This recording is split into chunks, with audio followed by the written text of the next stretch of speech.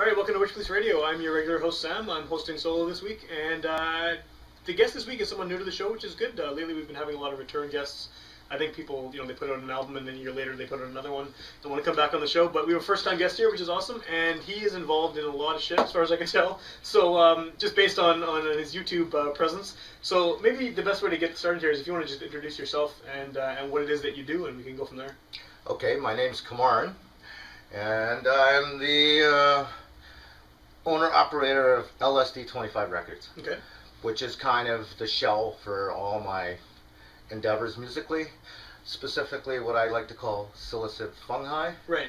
Which is anything from my library that I write, and and there's a variety of subgenres that fall underneath that. Okay. But then, so if it's a composition of mine, it comes under psilocybin fungi. Even though there's various people have come under the umbrella. Basically, if you're playing that day, while I happen to be playing that song, you're part of psilocybin fungi for the day. Okay. You get your name put in there, like these jams that around town and Nicolette have been frequenting lately. Okay. So it's you and whoever happens to be and at various, I had committed people, committed, I like these, at certain points for holding certain chairs. Okay. And I was with Reed Oslin for a couple of years as a duo. Okay, cool. We just purposely around the guitar and the drums, and then we've evolved. We got the one. I want the bass. And, But then as people who listen to this show know, I'm a pretty big reggae nerd, and anytime I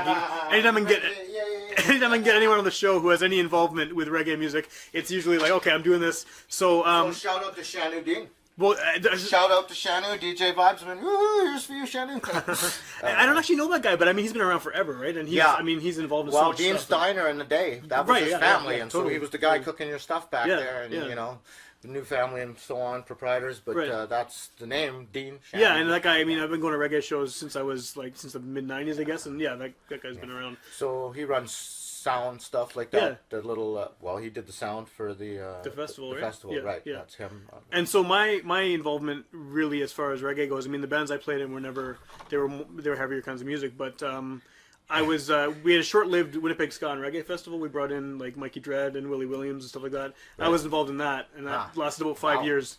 And that was cool. Where was that? Early 2000s. Early to mid 2000s. And where was the location? It was all over the city. We would have like 3 or 4 shows per festival. Wow. It would be, I'm a big human rights, like HR. Woo, yeah. Like, sure, I cut my. I'm gonna do covers of those songs. That's amazing. Soon. Yeah. Like, who's got the herb? Yeah.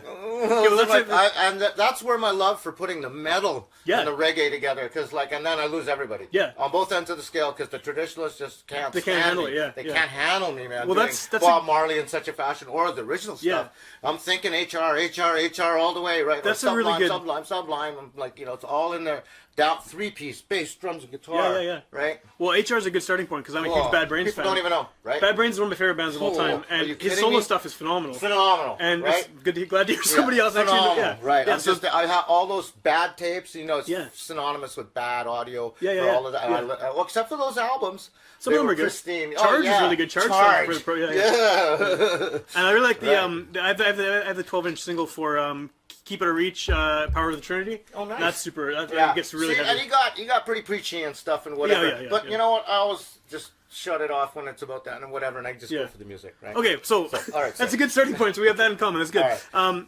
So I mean, I heard you through the reggae stuff, and then I kind of looked into your YouTube page for the late record label, which is just, I mean, it's massive. You have hundreds and hundreds of things on there. We're approaching 3,000 uploads Holy, right now. That's crazy, yeah. And of course, it's all me, right? Right. And there's so many different genres going. I mean, there's the reggae stuff, which is, what I came for, I guess. But then there's a lot of really psychedelic kind of jam band type stuff. I mean, there's sitars. There's just a pretty wide range. So I played tuba on one. I don't know if you saw that. I don't think I saw that one. I played trumpet and tuba in the same, and it's called, Professor Chaos's Jazz Emporium or something. Sounds good. I'm mocking all things sacred to the jazz community. Whatever, well, it's always good, right? So what is, where do you come from musically? You're doing so much different stuff. I'm assuming you've been playing for a while. What kind of background do you have? Yeah, I read and write music, albeit people, I don't look at the coffee stain stuff and notes, but I understand the language of reading and writing music and what it means and all of that. Yeah. So that's a good thing, and I come from an educating family and education, so education was always strong, learning, reading, writing, and all of that, and there was a natural progression and part to learn, and then getting the opportunity, instrument-wise, and being presented with these instruments. Do you want to go take guitar lessons? Okay. Do you want to go play football or play guitar, football, or I'll play guitar. All right, do that. Yeah. Send me to, which would have been up north at this point, the 70s, early 70s in the Paw. So you can't imagine that. No, it's you know, like it was, Auntie came to town though, and lived with us for a while. And she was a piano teacher, so I got to study grade 1 and grade 2 piano. I did with her, whatever, and her harmonium at that point, which is a crazy reggae thing later in life. Yeah. I had one. I didn't even know what was going on. Like a melodica? Melodica, right. The melodica. I'm sitting there tooting away, toot, like as a kid, right? All over the house and playing. So when did you come to Winnipeg? Like, how long? Mid-70s we migrated, We were coming down in the summers anyway, because Dad was teaching at university. Well, like I guess this is big city, right? When you're in the Paw, this is my dad became superintendent of Frontier School Division for a bunch of years. So he was the principal in the elementary school I went to. Oh, yeah. And then I go next door to the junior high where my mom's teaching home ec. This is just pretty, So going back to... a bit rambunctious. Going back to when you came here, I mean, had you been in previous bands here in Winnipeg that had... people might have heard of or people might be familiar with? Yeah, I was in Inter-Rhythm for probably the better part of it. I'm a founding father of Inter-Rhythm. Cool. And with Ron Torpy. Is that still a thing? Yeah, they still gig. They get gigs I can't get these days. Because I feel like I see them every once in a while. It'll be like some, Yeah, they got the little festival thing. Or maybe at the Bella Vista as kind of a home base. The Teddy Bears Picnic or something with my kids. There's Inter-Rhythm playing. Yeah. So... And shout out to the boys at Inter-Rhythm. So you've been doing the reggae thing for a long time then? Yeah, see, that was I was playing bass at that point back in those days. In fact, I have some funny memorabilia. Oh, yeah? We had in those days. Listen to this. I was printing on Xerox. It was like $12 a sheet for one pass, and you had to go downtown on Portage Avenue at about the second 100 block downstairs, and it was a Xerox building there. Right. And then in the basement there was a machine about the size of this room. And for $12, you could get one, and I'd have them set up so my cassettes. Yeah. Right, the box. So I'd fold 4 of them if I cut it right. So then the $12, and I wanted the color, 3-part color. Right, so it costs a little bit more. Right, and then I'd go home with my cardboard little box and cut out my template and glue it together and slide the tape in there that I'd made. Yeah. Right, Inter-Rhythm. I remember seeing one of their tapes that a long time ago. That was it. That was my handiwork. If you could get I don't even have one of those. I'm dying to get my own. I don't have it, but Right. Could you imagine? Hey? Yeah, it would be cool. It would be cool to hear. I got on vinyl one time in Vancouver. There's a 45 out there somewhere from Lick Dirt. Okay. It was hardcore. Cool. Lick Dirt. When you hit the dirt. Good name. Yeah. So how long? Like that. How long has this current thing that you're doing been? I mean, I know. It's that entity was born in, let's say, in the 90s. I finally said, this is still a Sip Funk High. If you look over on my guitar, those stickers were from the 90s from Vancouver. I printed those at one point. And there were some T-shirts and some old memorabilia around it. I really wish now that it's all gone. Oh, man. But look on that guitar. There's a stain under there that'll never go away. And it's a sacrilege almost. But you know what? That's how much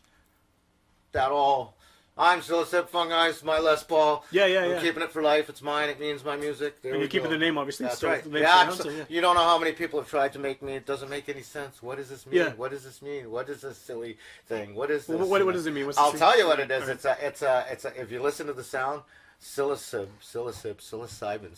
okay. Psilocybin fungus, psilocybin fungi, it's mushrooms. Drug reference, LSD25 records. Right.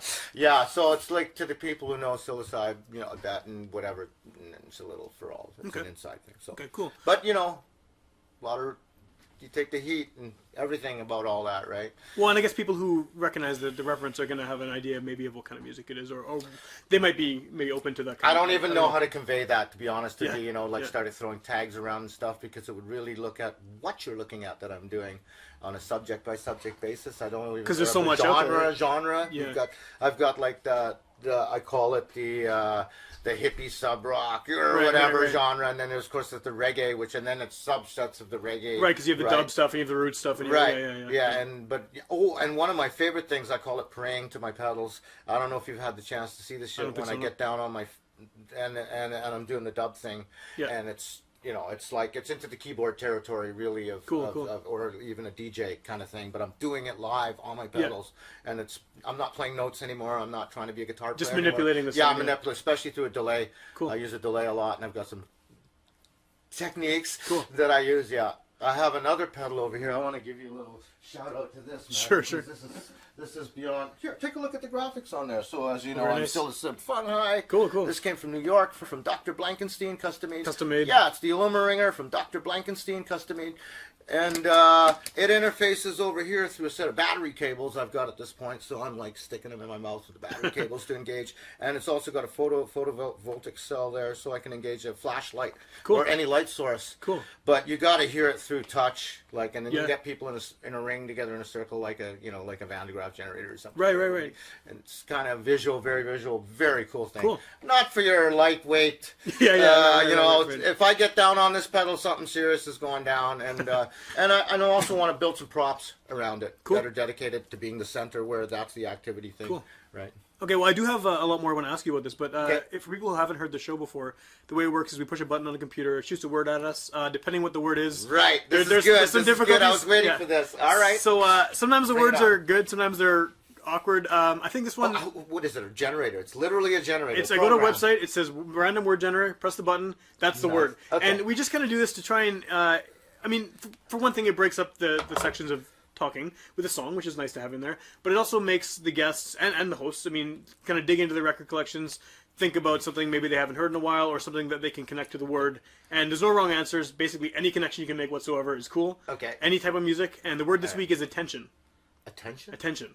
So I don't know if you have any ideas. I have some stuff that I've got ready here. I can pick a song first, and then you can... All right, you think you on go. it? Yeah, I got it. Like, I'm taking that in. Yeah. No, it's cool. So, okay, the first thing I thought of when attention came up is, do you remember a local hip hop group called Farm Fresh? Early mid '90s. Anyway, they have a song called "Pay Attention," and that was the first thing that popped in my mind. I like playing local stuff when I can because this show, it serves to promote and highlight local music. So I really like Farm Fresh. It's a song that was on they put out a CD of unreleased stuff, maybe 10 years ago now, and it was just on this collection, and it was a song called Pay Attention. Came up. All right. So yeah, let's check it out, and we'll be back.